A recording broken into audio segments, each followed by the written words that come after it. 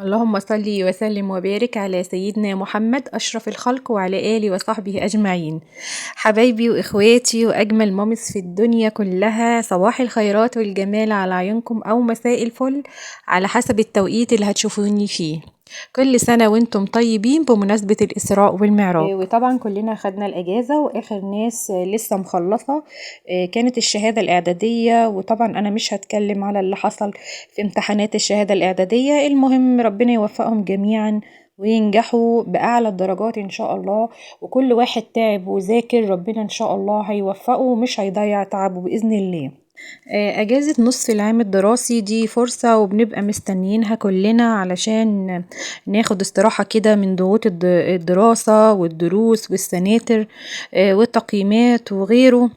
لازم نرتاح بعد كل ده ونرجع تاني عندنا نشاط وحيوية، ونقضي لحظات جميلة مع أسرتنا وأصدقائنا، وإزاي كمان نستمتع مع أولادنا بالأنشطة المختلفة. ما هو لازم نكافئهم بعد تعب 3 شهور ودراسة وامتحانات وكده. ففي الفيديو ده إن شاء الله هقول لكم على شوية أفكار سهلة وبسيطة هتساعدكم على الاستمتاع بالأجازة بشكل ممتع ومفيد.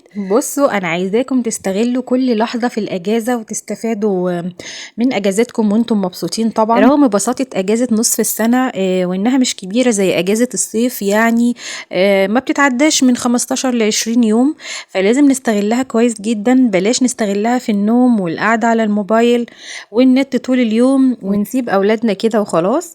أول فكرة هقولك عليها علشان تستمتعي بالأجازة انتي والأولاد، خديهم كده في رحلة قصيرة أي مكان بيحبوه وبيكونوا مبسوطين فيه. عندك مثلا الحدائق العامة بكل أنواعها وأشكالها. كلنا عارفين الأولاد قد إيه بتحب الملاهي وبتحب الحدائق والجري واللعب والتنطيط، فده بيكون بالنسبة لهم حاجة ممتعة.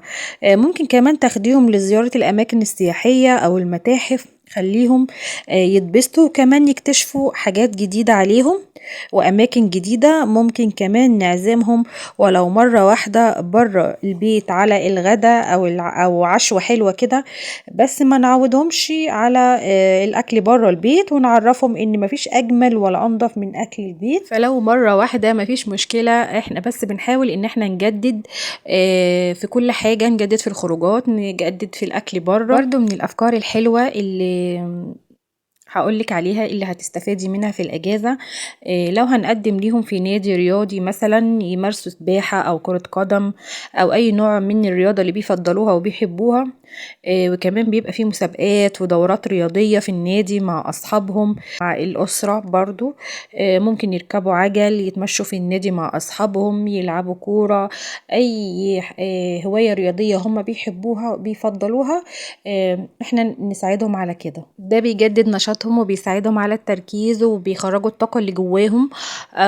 ففكرة ان انت تقدمي لهم على اي لعبة رياضية دي فكرة حلوة جدا، فانا بنصحك بيها. برضو من ضمن الافكار ازاي نقضي اجازتنا، اجازة نص السنة واحنا مبسوطين، فكرة ان انت تشجعيهم على القراءة، يقروا قصص على قد ما يقدروا، القصص اللي بيحبوها، يقروا كتب. حفزيهم على كده كمان بجوائز بسيطة، يعني قولي لهم اللي هيخلص القصة دي في وقت معين أو الكتاب ده في وقت معين أنا هجيب له جايزة أو هجيب له هدية حلوة، يعني شجعيهم. وفرصة دلوقتي ومعرض الكتاب ابتدى، خدوا الأولاد وقضوا وقت جميل وممتع هناك. في كمان ألعاب تعليمية بتنمي مهارات التفكير والإبداع عند الأولاد، فأنا أتمنى أن انتوا تهتموا بالحاجات دي أكتر. برضو من ضمن الأفكار شجعيهم على زيارة الأقارب والأهل زي زمان، قرايبنا وأصدقائنا. زمان كان كل بيحب بعضه وبنسأل على بعض، دلوقتي للأسف مع ضغوط الحياة والمسؤولية ما بقيناش بنشوف بعض ولا بنزور بعض، حتى السؤال كل فين وفين على ما نسأل على بعض. فيلا نستغل الأجازة البسيطة دي ونود ونزور بعض ونعلم أولادنا يعني إيه صلة رحم، يعني إيه نسأل على قرايبنا، على أصحابنا، على جيراننا. نيجي بقى لأجمل فكرة وأنا بحبها قوي، إننا ننظم قعدات جميلة كده في البيت مع بعض، نتفرج على حاجة بنحبها، على مسلسل حلو بنحبه، على فيلم كرتون، مع بعض نعمل فشار وحاجات حلوة ومسليات، أعمل لهم عصير الأكلة اللي بيحبوها، ونقعد بقى مع بعض نتكلم ونضحك واسمعهم ويسمعوني. ويا سلام بقى لو جبت لهم كراسات رسم والوان علشان يرسموا ويلونوا. وكمان فكرة حلوة برضو ان احنا نجيب لهم الصلصال، الحاجات اللي بتبسطهم قوي دي.